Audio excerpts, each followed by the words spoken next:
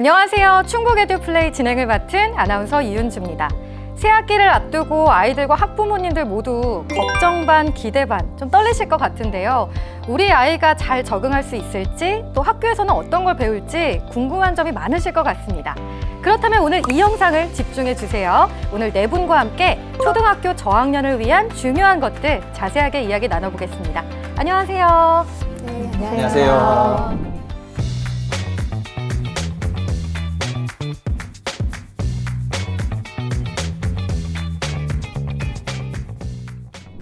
그렇게 작고 조그마한 아이들이 학교에 가면서 정말 학교만 가도 1학년 티가 나더라고요. 너무너무 귀엽고. 근데 선생님들이나 장학사님들은 1학년 친구들에 대한 어떤 에피소드 같은 거 있으신가요? 제가 1학년 아이들하고 이제 그림을 그리는 수업을 했어요. 그래서 수업을 마치고 이제 물통을 비워오라 그랬거든요. 근데 앞문과 뒷문으로 다니면 동선이 꼬이니까 아이들에게 제가 나갈 때는 뒤로 나가고 들어올 때는 앞으로 들어오자라고 얘기했어요. 그랬더니 한 아이가 물통을 들고 이렇게 뒷걸음질 쳐서 가는 거예요. 그러니까 이 아이는 뒷문으로 나가라는 얘기를 뒤로 가라고 알아들은 거죠. 너무 귀엽죠? 정확하게 1학년 수준에 맞게 이야기를 해줬어야 되는데 그러지 못해서 네, 재미있는 에피소드 하나로 남은 게 있습니다. 네. 1학년은 1학년 티가 정말 나는 것 같아요. 그런데 요즘 우리 저학년뿐만 아니라 1학년 친구들의 그 마음이 참 궁금합니다. 우리 아이들의 마음은 새학기 앞두고 어떨까요? 아이들도 부모님이나 언니, 오빠, 친구들한테 듣는 이야기가 많다 보니까요. 예를 들면 이제 막연하게 걱정되고 두려워하는 부분이 있는 것 같아요.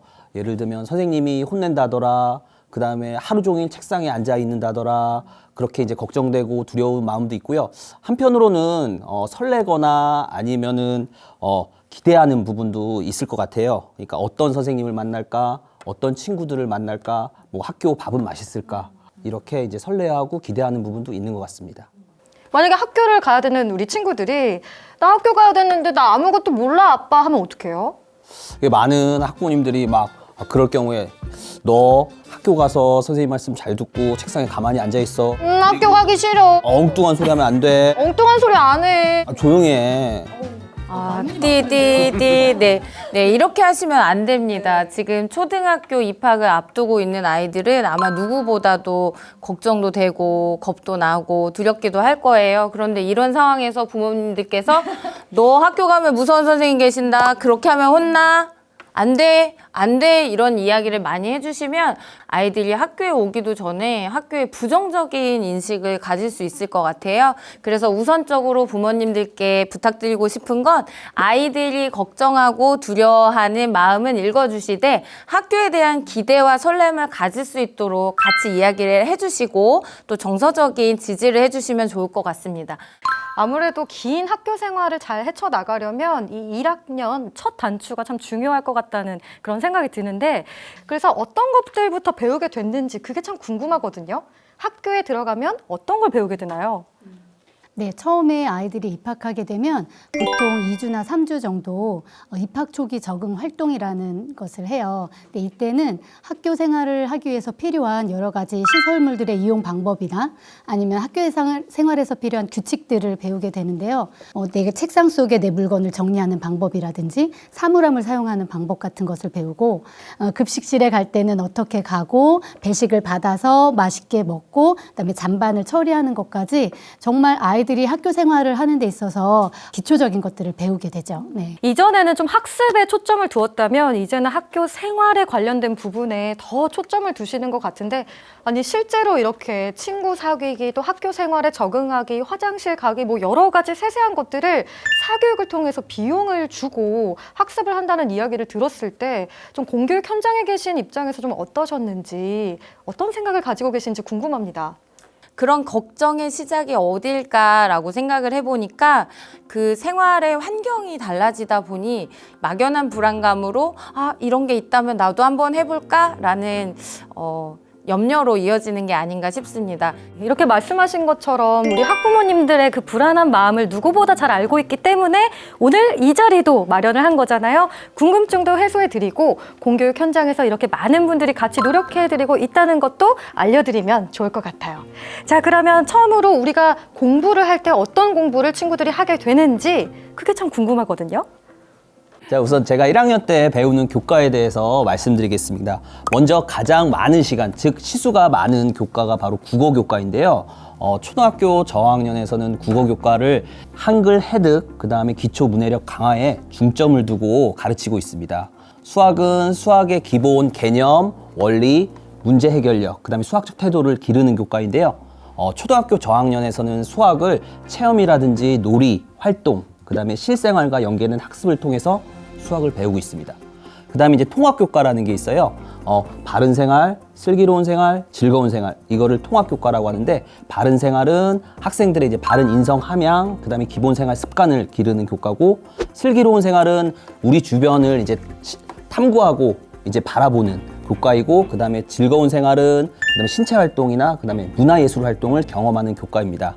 그 다음에 교과 이외에도 창의적 체험 활동이 있는데요. 창의적 체험 활동 안에는 자율자치 활동, 동아리 활동, 진로 활동 이렇게 있습니다. 네, 그래서 교과와 창의적 체험 활동을 배웁니다. 네. 그런데 이전에는 2015년 개정교육과정이 적용이 됐었는데 이번에 어떻게 달라진 건지 가장 달라진 점이 뭐예요? 1, 2학년 입학 초기 활동이 그 통합교과와 창의적 체험활동 시간으로 내용이 조금 재구조화되었습니다. 그리고 한글 해득 교육 굉장히 중요한데요. 한글 해득 교육을 위해서 1, 2학년군의 국어 시간 34시간이 증배되었습니다. 그래서 3월 한 달 동안은 우리 통합교과 대주제인 학교, 그리고 또 창의적 체험활동 입학 초기 적응 34시간, 그리고 1, 2학년 한글 해득 및 그 익힘 시간을 통해서 우리 학생들이 그 긍정적인 자아를 형성하고 또 학교 생활에 적응하고 그리고 기초적인 학습의 토대를 마련할 수 있도록 크게 개정이 되었습니다. 이렇게 2022 개정교육과정에 대해서 좀 달라진 점에서 좀 기대할 수 있는 거 아니면 어떤 의견 갖고 계신가요? 이번 2022 개정교육과정에서는 34시간을 배정해 두었다는 점, 그리고 그것뿐만이 아니라 통합교과에서도 학교라는 주제로 아까 제가 말씀드린 것처럼 학교 전체적인 적응을 위해서 시간을 배정해 두었다는 것이 가장 크게 와닿고요. 그 기초적인 한글을 획득할 수 있는 시간이 조금 더 증배되었다는 것이 1학년 담임 선생님으로서는 굉장히 반가운 일이 될 것 같아요. 네, 특히 한글 같은 경우에는 뭐 자음놀이, 모음놀이처럼 놀이를 통해서 한글을 배울 수 있는 교재가 구성이 되었고, 또 그 외에 줄글을 읽고 그 안에 있는 어휘를 아이들이 몰라서 어려움을 많이 겪기도 하거든요.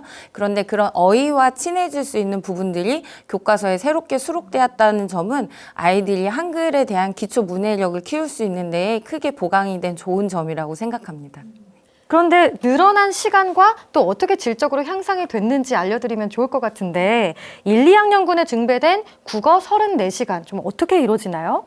국어교과라는 것은 이제 교과학습 초기 단계에 있어서 학습의 격차를 유발하는 큰 요인이 될 수 있기 때문에 이 34시간 안에 우리 학생들이 한글 수준을 점검해서 올바른 바른 출발점을 진단하고 거기에 맞는 학습이 이루어질 수 있도록 지원하기 위해서 우리 학교에서도 그런 여러 한글 단원에 포함된 그 놀이 단원을 이용해서 체계적으로 지도할 예정입니다. 이번 2022 개정 교육과정의 수학교과 같은 경우에는 아이들이 한글을 몰라도 제시된 사파만으로 문제 상황을 해결할 수 있게 또 제시가 되었고요. 또 사파가 제시되다 보니 아이들이 새로운 문제도 만들어보는 그런 함께 만들어가는 교육과정으로 구성될 수 있도록 교육과정이 함께 맞물려져 운영될 예정입니다. 말씀하신 거를 듣고 생각해 보니까 우리가 문제를 풀려고 해도 다 한글을 파악을 해야 문제를 풀 수 있고 알림장이나 받아쓰기를 하려고 해도 참 어려웠던 기억이 있거든요. 그런 점에서 좀 신경을 더 쓰신 걸까요? 이제는 알림장 같은 경우는 이제 담임 선생님이 이제 어플, 이제 학교종이나 뭐 클래스팅, 그 다음에 하이클래스 이런 어플을 이용해서 이제 알림장을 따로 써주거든요. 그래서 뭐 학교 정보라든지 아니면 다음 날 준비물 이런 것도 이제 부모님이랑 소통하면서 이제 알림장으로 안내하고 있습니다. 그래서 한글은 1학년 1학기 때는 알림장을 쓰지 않아요. 2015 개정 교육과정부터는 한글 교육을 입학 이후에 시작하도록 되어 있기 때문에 1학기 동안에는 받아쓰기를 하지 않아요. 뭐 기억, 니은 배우고 아야, 어여 배우는 아이들에게 받아쓰기를 시킨다는 거는 말이 안 되잖아요. 그래서 실제로 학교 현장에서는 1학년 1학기 때는 받아쓰기를 하지 않는다고 보시면 되고요. 네, 그리고 2학기 때 시작하던 학교들도 처음부터 문장을 어렵게 쓰는 것보다는 배운 단어, 짧게 단어부터 시작해서 그 다음에 쉬운 문장 이렇게 나아가기 때문에 받아쓰기에 대한 걱정은 1학기 동안은 안 하셔도 된다. 이렇게 알고 계시면 될 것 같아요. 아이들이 이제 1학년이면 뭐든지 서툴 나이인데 또 한글에 대해서 걱정이 많으셨던 부모님들께서도 이 이야기를 들으시면 마음이 한결 좀 놓이실 것 같다는 그런 생각이 듭니다. 그리고 눈에 띄었던 게요. 놀이와 접목되는 부분이 굉장히 많이 있더라고요. 특히나 즐거운 생활 내 신체 활동 강화, 이 부분에 대해서 좀 설명해 주시죠. 2022 개정 교육과정에서는 통합교과의 영역이 바뀌었는데요. 놀이 경험을 통해서 다양한 아이들의 배움이 이루어지도록 교과가 구성이 되어 있습니다. 이런 놀이를 하면서 내 몸의 움직임이나 감각을 느끼고 자연의 변화도 느끼고 그런 성장의 교육과정으로 구성되었다라고 보시면 될 것 같습니다. 두 학교 선생님들께서는 아이들과 함께 하시면서 놀이의 중요성을 누구보다 깨달으셨을 것 같은데요.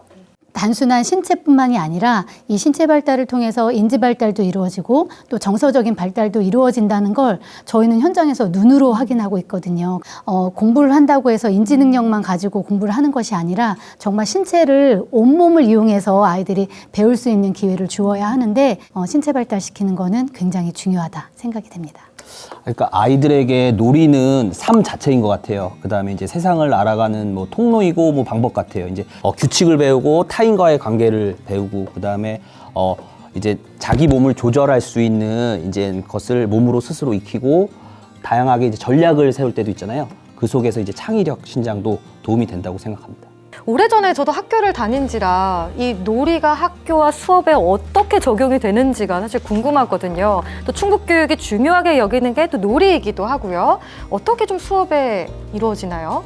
작년 5월에 지금은 아이성장 골든타임을 선포했습니다. 그것의 일환으로 아이성장 놀이학년제를 운영하게 되었습니다. 이 아이성장 놀이학년제는 초등 1, 2학년 학생들의 발달 지원과 안정적인 학교생활 적응을 위해서 놀이와 연계한 기초학습, 신체활동, 정서, 심리, 관계 형성을 지원하는 교육과정이다라고 보시면 될 것 같습니다.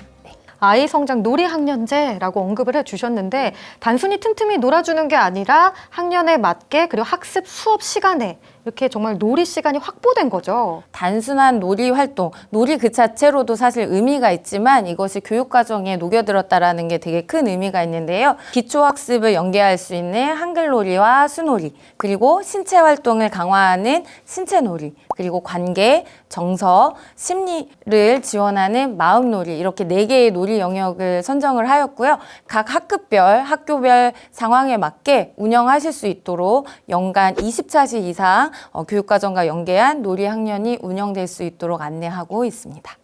그리고 아이들은 이 공부 학습 개념이 좀 낯설 때인데 놀이로 학습을 하면 훨씬 재밌게 할 수 있을 것 같다는 생각이 듭니다. 실제로 학교에서는 어떻게 진행을 하세요? 제가 1학년 학생 지도했을 때 수학 시간에 이제 교구랑 신체 활동으로 놀이를 좀 변환해봐서 지도했거든요. 교구 중에 이제 산가지라는 교구가 있어요. 이제 수막대라 해가지고 이런 막대를 이용해서 뭐 이렇게 10개로 묶어보는 놀이를 통해서 수의 양감도 익혀보기도 하고 때로는 이제 투호놀이 이렇게 던져보기도 하고 그다음에 여러 가지 이제 도형을 쌓아보기도 하면서 이제 수학 수업을 했고요.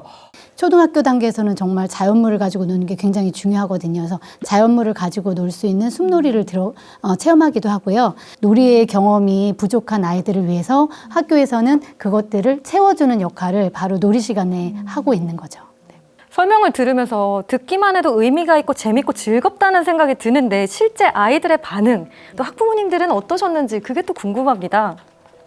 힘든 아이들 억지로 앉혀서 공부만 가르치는 것보다는 재미있게 가르쳐주면 아이들이 재미있게 배우는 모습만 봐도 선생님들은 행복하신 거거든요. 그래서 선생님, 아이, 학부모님들이 다 행복한 시간이 바로 이 놀이를 활용한 교육활동이 아닌가 하는 생각이 듭니다. 네.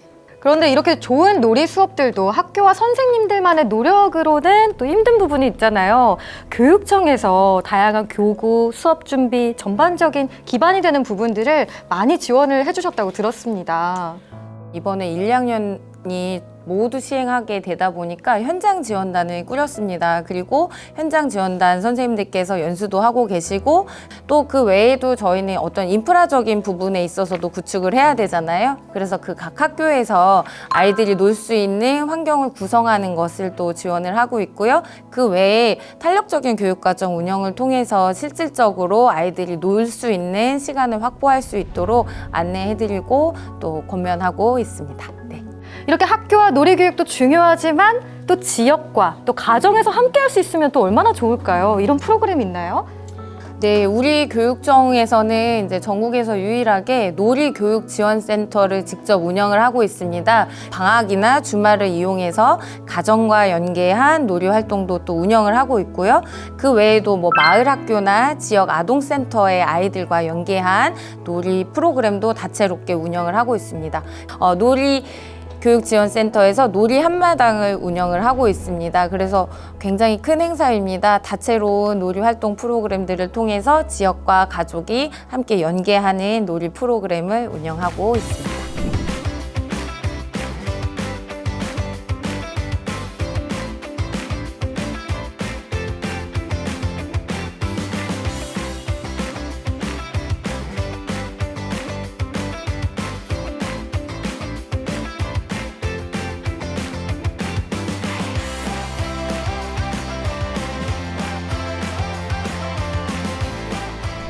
오늘 영상을 보고 계시는 학부모님들께서 기대감도 더 높아지고 한결 마음도 놓이실 것 같은데요. 오늘 말씀해주신 아이 성장 놀이학년제랑 그리고 또 2022 개정교육과정 이외에도 참고할 만한 사항들이 있을까요?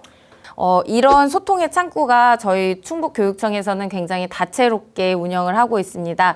우리 어머님, 아버님 충북소통 알림이 어플 꼭 설치해 주시면요. 다양한 학교 소식뿐만 아니라 충청북도 교육 정책까지도 핸드폰을 통해서 맞이하실 수 있으십니다. 그래서 이런 소통의 창구 꼭 설치해 주시고 저희 교육청에는 12개의 직속기관이 있습니다. 그래서 놀이 프로그램뿐만 아니라 자연과학교육원에서는 과학 놀이터 또 수학 체험센터도 운영을 하고 있고요.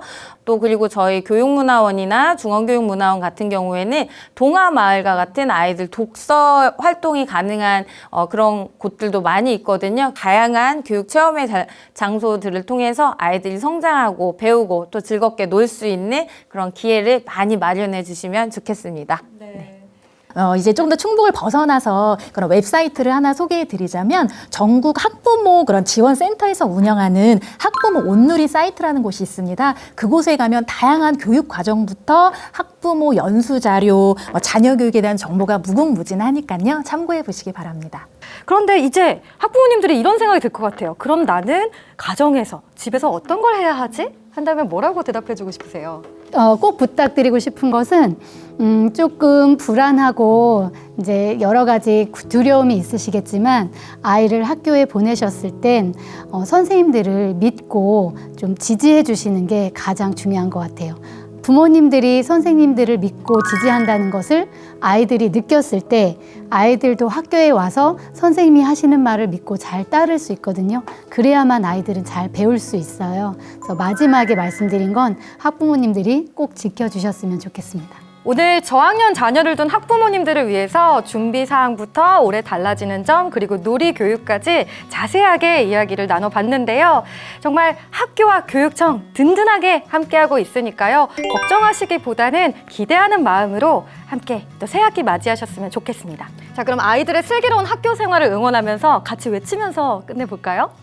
얘들아, 어서 와! 어서 와!